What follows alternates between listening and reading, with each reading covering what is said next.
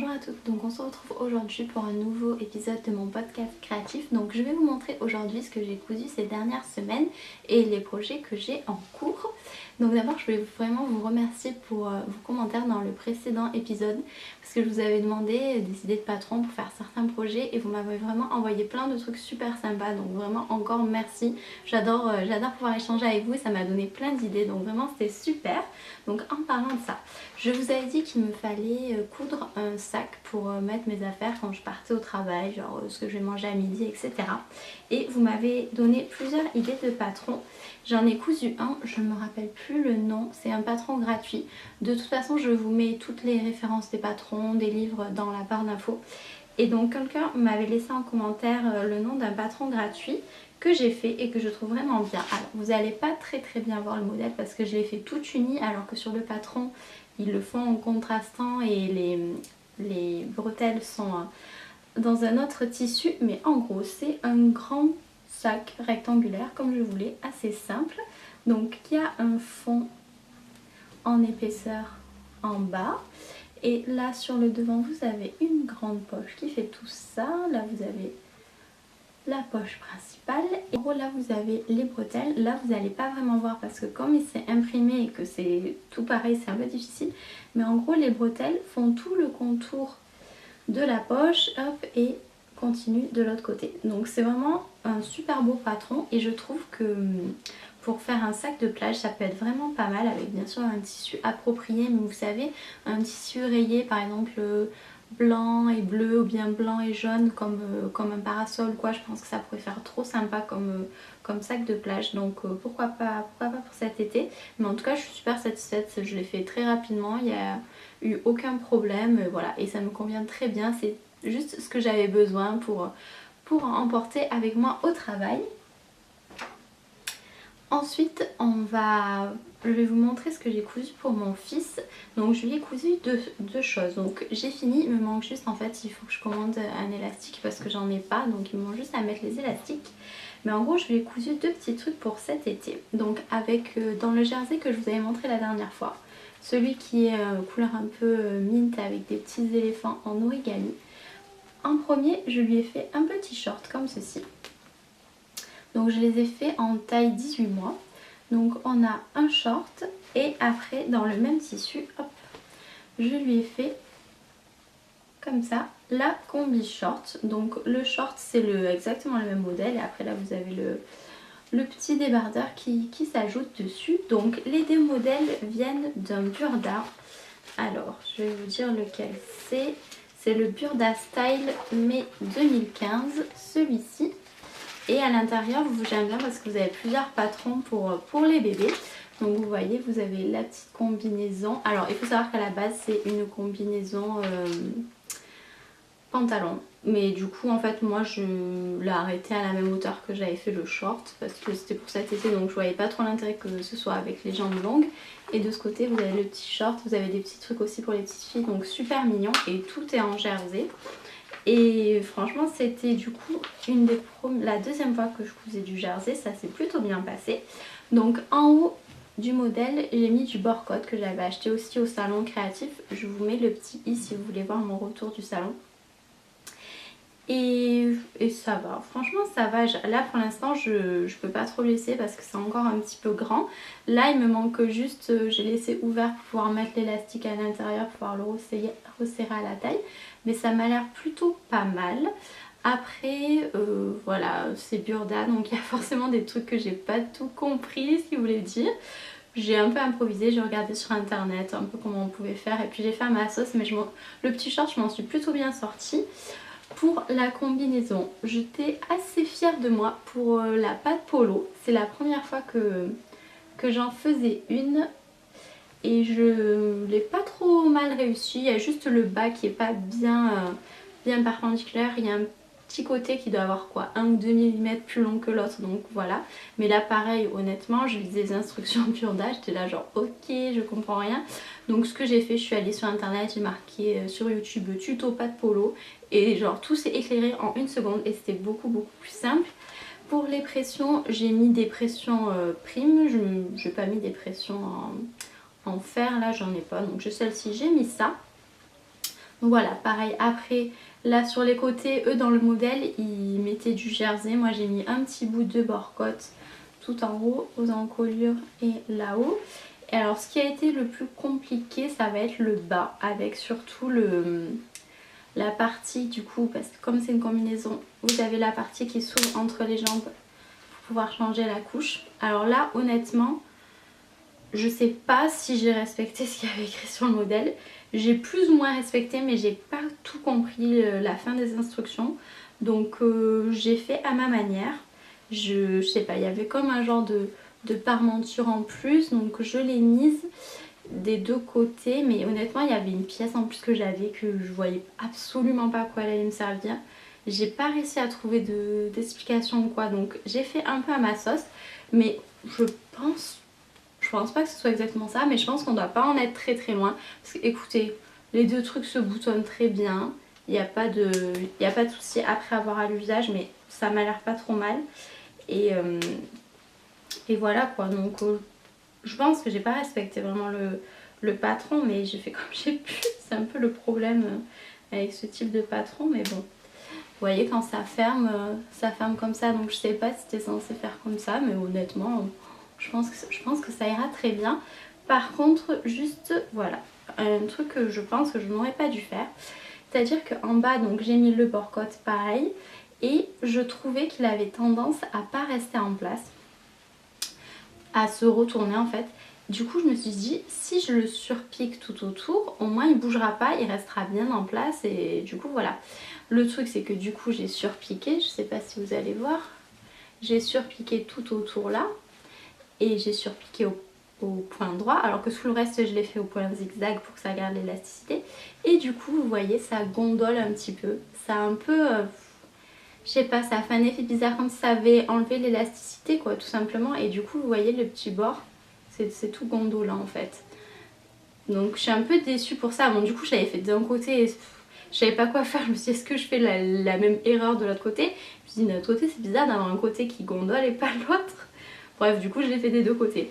Mais bon, voilà, il y a juste ça qui me chagrine un petit peu. Je sais pas trop, parce qu'en fait, j'avais peur que ça fasse...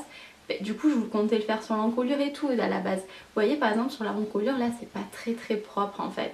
Au niveau de la pâte polo, je savais pas trop comment faire, donc j'ai fait comme partout, mais du coup quand ça se referme, je sais pas si vous comprenez, quand ça se referme, vous avez les deux épaisseurs de bord-côte l'une sur l'autre, ça se met pas forcément super bien, donc bon, à voir.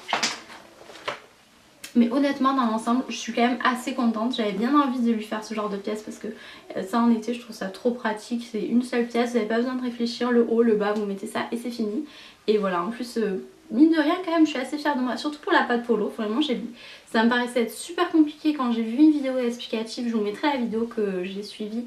Bah, franchement, tout s'est éclairé. Et puis pour le bas, au final, j'ai réussi à m'en sortir à ma façon, mais voilà. Donc pareil, là, il me manque juste, j'ai laissé à l'intérieur la coulisse ouverte pour mettre l'élastique pour serrer au niveau de la taille, mais il me manque juste ça. Il faut que j'aille tout simplement acheter l'élastique. Et enfin, la dernière petite chose que j'ai cousue, c'est une petite trousse donc pour un petit bébé qui va pas tarder à naître. C'est pour ça que j'ai tourné cette vidéo aujourd'hui, parce que je voulais vous la montrer avant de l'empaqueter et je me suis dit là il faut vraiment que je finisse de faire le cadeau parce que à tout moment elle peut accoucher, donc il fallait que je me dépêche de tourner la vidéo. Donc c'est une petite trousse comme ceci. Donc je l'ai fait en bas avec un tissu, donc c'est tout en coton, un coton blanc avec des petites têtes de lapin, oui voilà, je vais y arriver. En haut on a un Vichy rose et à l'intérieur on a un tissu rose avec comme des genres de petites fleurs. Et donc voilà, là j'ai mis un petit passepoil argenté que je vous avais montré pareil dans ma vidéo autour du salon créatif. Donc écoutez, c'était un projet plutôt sympa. J'ai un peu improvisé en fait la forme de la trousse. Il y avait une forme qui me plaisait bien, après j'ai un petit peu adapté. Et ce que j'ai bien aimé, c'est qu'au final ça m'a permis de faire plusieurs techniques, même si c'était sur un petit projet simple à la base. Mais au final vous avez devant deux plis comme ça, hop, derrière aussi. Vous avez la pose du passepoil, vous avez la pose de la fermeture éclair et puis vous avez la petite broderie à la main. Donc voilà, sur un projet tout simple, des fois c'est bien parce qu'on peut s'entraîner à faire des trucs un petit peu plus compliqués, donc ça peut être sympa. J'ai tenté, mais je n'ai honnêtement pas du tout réussi de faire pour la fermeture éclair. D'habitude je fais juste une fermeture éclair, je la pose simplement on va dire, et voilà. Et là je me suis dit ça serait bien d'essayer de faire des jolis coins. Vous savez, quand au bout de chaque côté de la fermeture éclair ça fait un petit rectangle de tissu. Donc je suis allée voir un tuto et j'ai dû louper quelque chose parce que je les ai posés, je les ai mis, mais après une fois quand j'ai assemblé le tout, vous voyez, bah en fait on voit rien tout simplement. Vous voyez à peine le petit bout là, mais vraiment on voit rien du tout, et de l'autre côté on voit rien du tout. Donc je sais pas pourquoi, je sais pas ce que j'ai loupé, faudra que je re-regarde et pourquoi ça n'a pas marché, honnêtement je sais pas du tout. Ah oui, et une question que je voulais vous poser. J'ai acheté cette fermeture éclair au salon, et vous savez c'est les fermetures éclair que sur les deux côtés ça fait comme de la dentelle on va dire. Donc je trouvais ça assez sympa, il y avait ça là, je les ai prises et voilà. Je me suis pas posé plus la question, mais en fait une fois posé ça fait un effet un peu bizarre dans le sens où c'est pas une fermeture éclair invisible, donc on voit un petit peu de tissu à côté de la fermeture éclair. Et du coup on aperçoit un petit peu les petits points de dentelle on va dire, à peine on les aperçoit, mais on les aperçoit tout le long, là vous voyez, tout le long de la fermeture éclair. Et du coup je trouve que ça fait un effet un peu bizarre. Enfin, soit il faudrait qu'on arrive à piquer vraiment à ras pour pas qu'on les aperçoive, mais honnêtement je pense que c'est pas possible parce qu'ils sont tellement... En fait si on piquait autant à ras il faudrait la monter comme une fermeture éclair invisible, mais c'est pas une fermeture éclair invisible, donc je sais pas si ça serait possible parce que ça s'approche vraiment à ras des dents de la fermeture éclair, donc ça me paraît assez compliqué de la piquer comme ça. Soit il faudrait peut-être décaler encore plus pour qu'on les aperçoive en entier, que ça fasse un effet genre dentelle. Mais je sais pas, du coup ça m'a un peu embêtée parce que j'ai trouvé trop mignonne ces fermetures éclair. Et puis là au final ça fait un effet un peu entre deux, genre soit on le voit, soit on le voit pas. Mais là ça fait un peu entre deux, genre pas assumé quoi, on va dire. Et du coup je sais pas trop, donc donnez-moi votre avis si vous avez déjà utilisé ce genre de fermeture éclair avec des petits points de dentelle sur les côtés. Et ben comment vous avez fait, si vous les laissez complètement apparents ou si vous essayez de piquer tellement près qu'on les aperçoit pas. Mais tu vois, franchement, je sais pas comment j'aurais pu faire pour qu'on les aperçoit pas du tout. Ça me paraît un petit peu compliqué, bref. Donc voilà, j'ai fait cette petite trousse, donc j'espère qu'elle plaira à la maman. Et je me suis bien amusée à la faire, elle était trop mignonne avec les petits brillants et tout. C'est sympa de faire des trucs pour petites filles parce que moi du coup, bah voilà. Donc ça me change un petit peu. Après, je vais vous montrer donc ces 3 projets que sont en cours. Enfin projet, c'est un grand mot hein. Donc on va commencer par un projet qui n'en est pas un vu que c'est juste une reprise. Je sais pas si on va repriser. Je reviens. Donc la première chose qu'il faut que je fasse, c'est repriser entre guillemets un jean de mon fils. Autant vous dire que c'est pas le genre de chose qui prend beaucoup de temps, mais je trouve qu'on met beaucoup de temps à se motiver à le faire. Donc voilà, c'est un petit jean, je sais même pas de vous le dire. Early Day, je sais plus c'est qui ça, je sais plus c'est qui habille, Primark, bref. Et donc tout simplement au genou à force de marcher à 4 pattes, là ça s'est un petit peu ouvert. Donc comme c'est un jean qu'on lui met assez régulièrement et qu'on aime bien parce que vous voyez il est en matière tout souple, il faut que je le reprise, donc il faudrait que je m'attelle à faire ça, mais pour l'instant je trouve pas la motivation, mais il faut que je la trouve. Ensuite, j'ai toujours pas fait ma petite trousse dont je vous avais parlé la dernière fois. Donc j'ai acheté un tissu comme ça au salon créatif, qui est un genre de tissu en lin avec des petits pois gris trop mignons. Il faut absolument que je me fasse la trousse, pareil ça va pas me prendre très longtemps, mais il faut juste que je le fasse, voilà, que je définisse les dimensions que je veux et que je la coupe et que je la couse. Et enfin un vrai projet là qui me dit beaucoup plus. C'est une petite chemise pour garçon, donc c'est le patron de la marque IKT, je sais pas comment on prononce, donc c'est celui-ci. Et c'est la chemise Paris. Donc vous avez là le dessin, donc c'est une petite chemise avec un col Mao et vous avez des manches longues et vous pouvez les retrousser et les attacher, vous savez qu'il y a un petit lien comme ça qui passe par dessus. Donc c'est juste trop mignon. En fait je vous explique. Je suis en cherchant un tissu, je sais plus pourquoi faire d'ailleurs. bref, je cherchais un tissu dans mon stock. Et ah oui, je cherchais une doublure en fait pour ma trousse parce que je voulais une doublure Liberty. Il me semblait que j'avais du Liberty mais je le trouve plus. Et du coup, je sais pas, j'ai quand même envie de faire une doublure mais j'hésite à faire l'extérieur et l'intérieur avec ce tissu parce qu'il est quand même pas épais, mais j'ai peur que si je fais l'intérieur et l'extérieur ça fasse un peu épais. C'est pour ça aussi que c'est en stand-by. Bref, donc du coup en cherchant ce fameux tissu Liberty que je n'ai pas trouvé, je suis retombée sur ce tissu, mais juste tellement mignon. Donc c'est un genre de... c'est un coton mais un peu épais quand même, que j'avais acheté à Mondial Tissu, qui est donc bleu marine comme ça avec des petites encres blanches. Et j'ai trouvé trop beau. Et vu la quantité qui m'est restée, je me suis dit putain mais ça serait pas une trop bonne idée de faire une chemise pour Gabriel à l'intérieur. Donc je suis allée voir un peu dans mes patrons si j'avais quelque chose qui convenait, pas du tout. Je suis allée voir sur internet si je trouvais quelque chose et je suis tombée sur ce patron. Donc voilà. Donc en fait j'aime trop la forme, c'est exactement ce que je voulais. En plus j'adore l'école Mao, je trouve ça trop mignon. Donc voilà, c'est vraiment le patron que je cherchais sans le savoir. Donc j'ai pris le patron en PDF, c'est la première fois que j'achète un patron en PDF. D'habitude j'aime bien acheter des patrons en pochette, je préfère en fait, c'est juste je préfère l'objet tout simplement. Mais là en fait je me suis dit ça ira plus vite et puis en plus comme c'est quand même un projet pour enfants, il n'y a pas 1 milliard de feuilles imprimées à assembler. Ça j'avoue que ça me motive, voilà, ça m'enlève un peu la motivation. Donc là il n'y en avait que quelques-unes, vous voyez je les ai directement imprimées et scotchées ensemble donc ça allait, c'était pas trop long, donc ça c'est bien.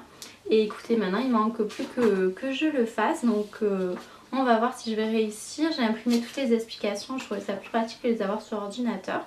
Et puis voilà, on verra bien. C'est pas la première fois que je fais une chemise mais bon, je sais pas, ça a l'air plutôt bien expliqué, il y a des photos quand même à chaque étape et tout, donc à voir, mais j'ai trop hâte de voir ça quand ce sera terminé et j'espère que je pourrai vous le montrer lors du prochain épisode.